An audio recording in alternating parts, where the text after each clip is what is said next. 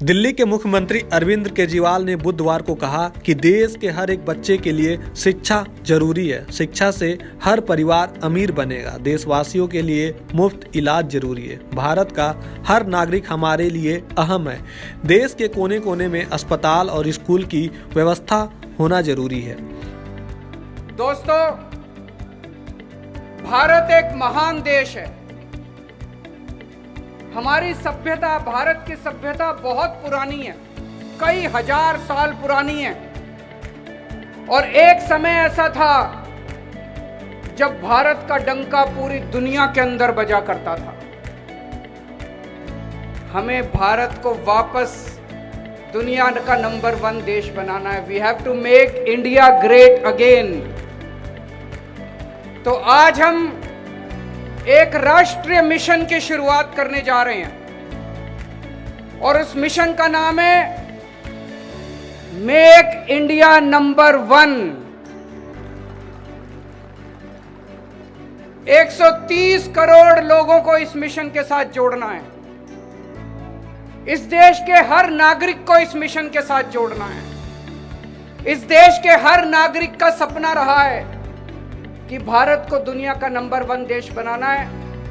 130 करोड़ लोगों को अब इस मिशन के साथ जोड़ना है।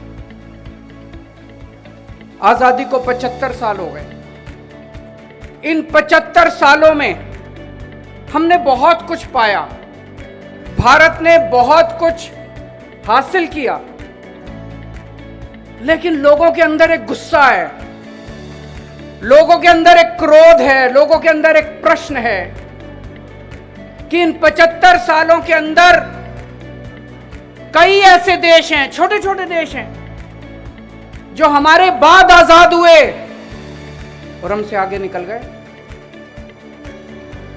सिंगापुर हमसे 15 साल बाद आजाद हुआ, आज हमसे आगे निकल गया। क्यों भाई? हमारे में क्या कमी है? जापान, द्वितीय विश्व युद्ध के अंदर, सेकेंड वर्ल्ड वॉर के अंदर जापान तहस नहस हो गया था। हिरोशिमा और नागासाकी के ऊपर बम, न्यूक्लियर बम पड़े थे। आज हमसे आगे निकल गया। जर्मनी, हिटलर के बाद द्वितीय विश्व युद्ध के अंदर जर्मनी तहस नहस हो गया था, आज हमसे आगे निकल गया। हम पीछे क्यों रह गए? भारत पीछे क्यों रह गया? आज भारत का हर नागरिक ये पूछ रहा है। भारत का हर नागरिक गुस्से में है, भारत का हर नागरिक क्रोध में है कि हम पीछे क्यों रह गए। हम किसी से कम हैं क्या? हम किसी से कम थोड़ी हैं। भारत के लोग दुनिया के सबसे इंटेलिजेंट लोग हैं। भारत के लोग सबसे मेहनती लोग हैं। भारत के लोग दुनिया में सबसे बेस्ट लोग हैं।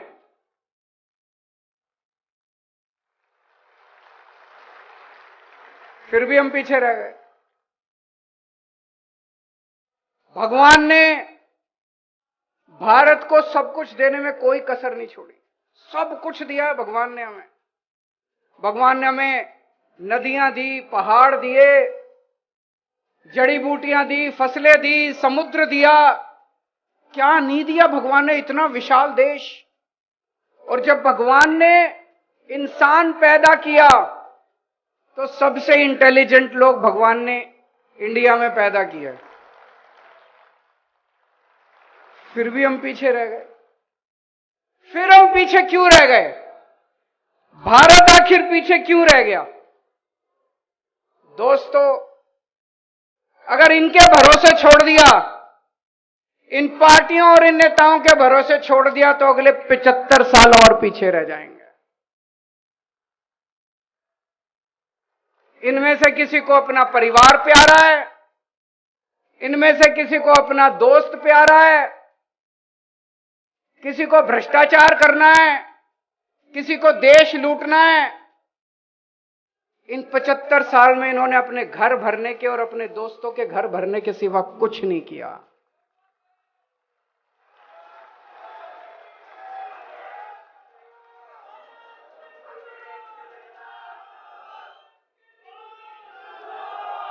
दोस्तों, अगर इनके भरोसे, इन पार्टियों और इन नेताओं के भरोसे छोड़ दिया तो 75 साल और भारत पीछे रह जाएगा।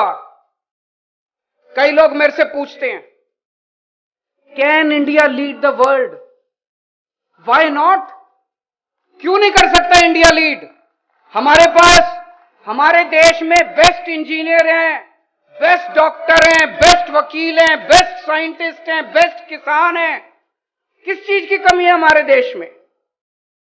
लेकिन एक ही शर्त है, देश के 130 करोड़ लोगों को अब साथ आना पड़ेगा।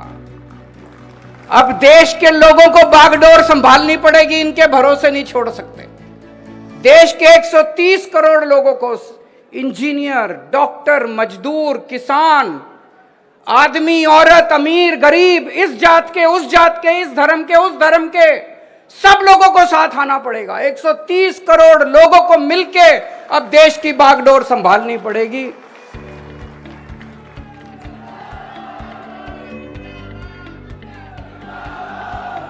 पचहत्तर साल पहले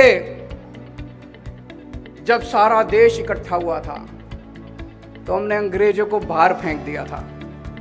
आज 75 साल के बाद अगर हम 130 करोड़ लोग इकट्ठे हो गए तो दोस्तों, भारत को नंबर 1 देश बनने से कोई नहीं रोक सकता।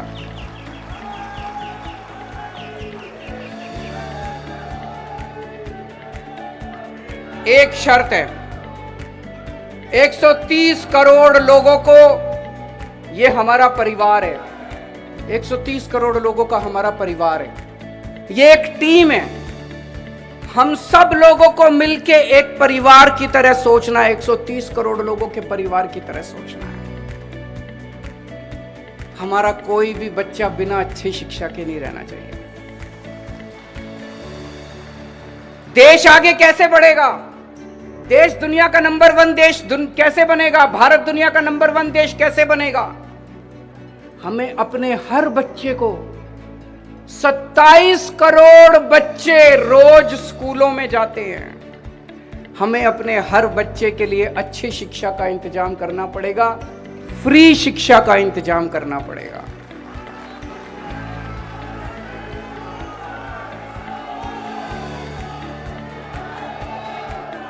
चाहे कोई कितने गरीब घर में पैदा हो, चाहे कोई कितने भी गरीब घर में पैदा हो, देश के किसी भी कोने में रहता हो, हम ये नहीं कह सकते हम पहाड़ों में स्कूल नहीं खोल सकते, हम आदिवासी इलाकों में स्कूल नहीं खोल सकते। देश के कोने कोने में स्कूल खोलने पड़ेंगे।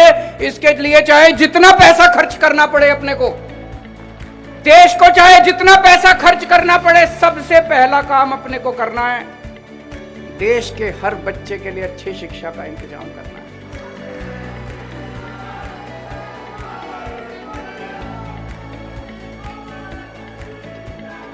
अगर हमने अपने बच्चों को अच्छी शिक्षा दे दी, बच्चों को पढ़ा दिया, एक एक बच्चा पढ़ के कोई डॉक्टर बनेगा, कोई इंजीनियर बनेगा, कोई बिजनेसमैन बनेगा, कोई कहीं कुछ करेगा, कोई कुछ करेगा। एक एक बच्चा पढ़ने के बाद एक एक परिवार को गरीब से अमीर बना देगा। और जब एक एक परिवार गरीब से अमीर बनेगा तो भारत का नाम अमीर देशों के अंदर लिखा जाएगा।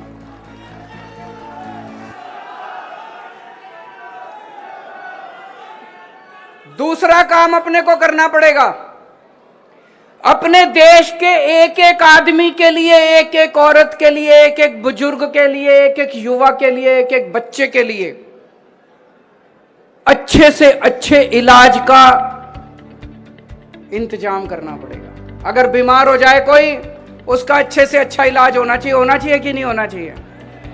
अच्छे से अच्छे इलाज का इंतजाम करना पड़ेगा, फ्री में इलाज का इंतजाम करना पड़ेगा। उसकी दवा, उसका टेस्ट, उसकी इलाज, उसका ऑपरेशन, चाहे कितने भी लाख रुपए का खर्चा क्यों ना आए, चाहे कोई कितना भी गरीब क्यों ना हो, हर जिंदगी हमारे लिए इंपॉर्टेंट है, हर भारतीय हमारे लिए इंपॉर्टेंट है, भारत का हर नागरिक हमारे लिए इंपॉर्टेंट है। इसके लिए जरूरी है भारत के कोने कोने में, पूरे देश में, गांव गांव में, कोने कोने में हमें स्कूल खोलने पड़ेंगे, हमें अस्पताल खोलने पड़ेंगे, हमें मोहल्ला क्लिनिक बनाने पड़ेंगे, हमें डिस्पेंसरी खोलनी पड़ेगी, डॉक्टरों का इंतजाम करना पड़ेगा, टीचरों का इंतजाम करना पड़ेगा।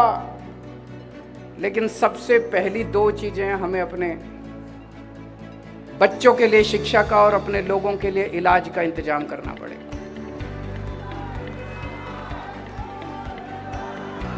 तीसरी चीज, हमारी युवा शक्ति आज हमारी सबसे बड़ी ताकत है।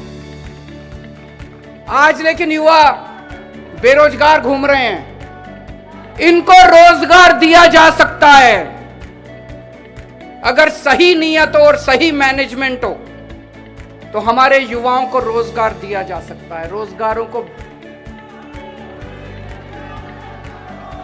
तीसरी चीज हमें करनी पड़ेगी, एक एक युवा के लिए रोजगार का इंतजाम करना पड़ेगा।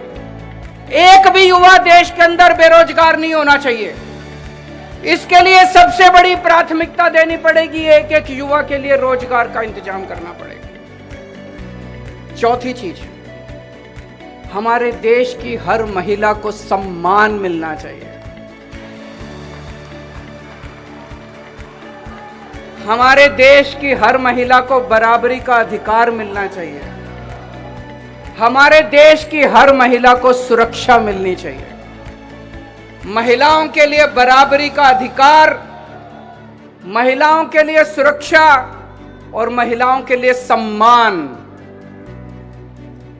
ये कहना बड़ा आसान है, करने के लिए हमें अपने अपने घर के अंदर, अपने अपने समाज के अंदर इसके लिए काम करना पड़ेगा। और पांचवी चीज, आज किसान का बेटा किसान नहीं बनना चाहता। क्यों नहीं बनना चाहता? हमारा मुल्क किसान प्रधान, खेती प्रधान मुल्क है। हमें ऐसी व्यवस्था करनी पड़ेगी कि किसानों को अपनी फसल का पूरा दाम मिले, ताकि किसानों के घर में खुशहाली लेके आए, किसानों को सम्मान मिले। और ऐसी व्यवस्था करनी पड़ेगी कि किसान का बेटा फक्र के साथ कहे, मुझे भी किसान बनना है।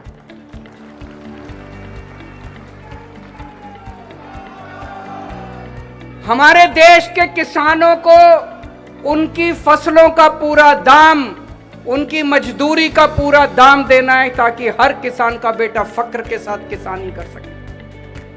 दोस्तों, और भी बहुत सारे काम करने हैं, लेकिन ये 5 काम सबसे जरूरी काम है। अगर हमें अपने देश को आगे बढ़ाना है तो ये करना पड़ेगा। आज मैं इस मंच के माध्यम से देश के 130 करोड़ लोगों को अपील करता हूं कि इस राष्ट्र मिशन मेक इंडिया नंबर 1, इस राष्ट्र मिशन के साथ जुड़ें। जिस दिन 130 करोड़ लोग एक साथ जुड़ गए, भारत को दुनिया का नंबर 1 देश बनने से कोई नहीं रोक सकता। और हमारा किसी पार्टी से कोई लेना देना नहीं है। यह मिशन राष्ट्रीय मिशन है, यह देश को आगे ले जाने का मिशन है, यह किसी पार्टी का मिशन नहीं है। इसलिए मैं आह्वान करना चाहता हूं, सारे बीजेपी वाले भी साथ आओ, सारे कांग्रेस वाले भी साथ आओ, इस पार्टी वाले भी साथ आओ, उस पार्टी वाले भी साथ आओ। देश में जितने देशभक्त हैं, जो लोग चाहते हैं कि देश, भारत का नाम दुनिया के अंदर हो, भारत दुनिया का नंबर 1 देश बने, जो लोग चाहते हैं, सारे इस राष्ट्रीय मिशन के साथ जुड़ो।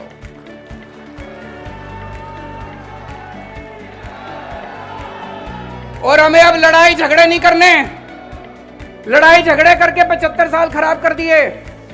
कांग्रेस वाले बीजेपी के साथ लड़ रहे हैं, बीजेपी वाले आम आदमी पार्टी के साथ लड़ रहे हैं, ये उससे लड़ रहा है, ये उससे लड़ रहा है, हिंदू मुसलमान से लड़ रहा है, मुसलमान क्रिश्चियन से लड़ रहा है, पंडित उससे लड़ रहा है, वो उससे लड़ रहा है, वो सारे लड़ाई झगड़े खत्म। अगर हम लड़ते रह गए तो दुनिया का नंबर 1 देश नहीं बन सकते। हमें सबको 130 करोड़ लोगों को एक परिवार की तरह रहना है, एक परिवार की तरह हमें कंडक्ट करना है, एक परिवार की तरह बिहेव करना है।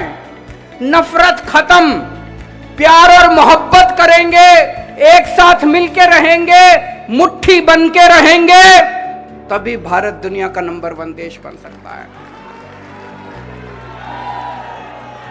आज हम सब लोग प्रण लेते हैं कि जब तक भारत को दुनिया का नंबर 1 देश नहीं बनाएंगे, हम सोएंगे नहीं, खाएंगे, चैन से नहीं रहने वाले।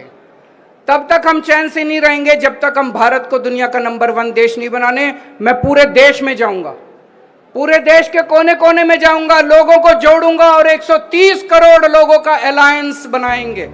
130 करोड़ लोगों को इस मिशन से जोड़ेंगे और जब 130 करोड़ लोग जुड़ गए तो भारत को सर्वश्रेष्ठ राष्ट्र, शक्तिशाली राष्ट्र बनने से कोई नहीं रोक सकता। भारत माता की इनकलाब, वंदे, जय हिंद, जय हिंद। सीएम ने कहा, आज़ादी के 75 साल हो चुके हैं। इन 75 वर्षों में हमने बहुत कुछ हासिल किया, भारत ने बहुत कुछ हासिल किया, लेकिन लोगों में गुस्सा है। एक सवाल है कि हमारे बाद आज़ादी पाने वाले कई छोटे राष्ट्र हमसे आगे निकल गए, भारत क्यों पिछड़ गया? हर नागरिक यही पूछ रहा है। केजरीवाल ने कहा कि उनकी जिंदगी का एक ही सपना है कि वह भारत को दुनिया का नंबर 1 देश देखना चाहते हैं। उन्होंने कहा कि भारत अमीर तब बनेगा जब हर भारतवासी अमीर बनेगा। ऐसा तो नहीं हो सकता कि भारत अमीर देश बन गया और भारत के लोग गरीब रह जाएं। भारत को अमीर देश बनाने के लिए हर भारतवासी को अमीर बनना पड़ेगा। केजरीवाल ने अपने जन्मदिन के मौके पर मंगलवार को कहा था कि देश में 17 करोड़ बच्चे सरकारी स्कूलों में पढ़ते हैं। इनमें से कुछ चंद स्कूलों को छोड़ दें जो अच्छे हैं तो देश भर में अधिकतर सरकारी स्कूलों का बहुत बुरा हाल है। इन 17 करोड़ बच्चों का भविष्य अंधकार में है। पैसे ना होने से वह बच्चों को सरकारी स्कूल में भेजते हैं और जहां बच्चों की पढ़ाई नहीं है तो यह बच्चे भी बड़े होकर गरीब ही रह जाएंगे। सरकारी स्कूल को दिल्ली के जैसे बहुत शानदार बनाने में यह समस्या हल हो सकती है अगर हम सरकारी स्कूलों में पढ़ने वाले अपने इन 17 करोड़ बच्चों की अच्छी शिक्षा देनी शुरू कर दें तो भारत को अमीर देश बना सकते हैं।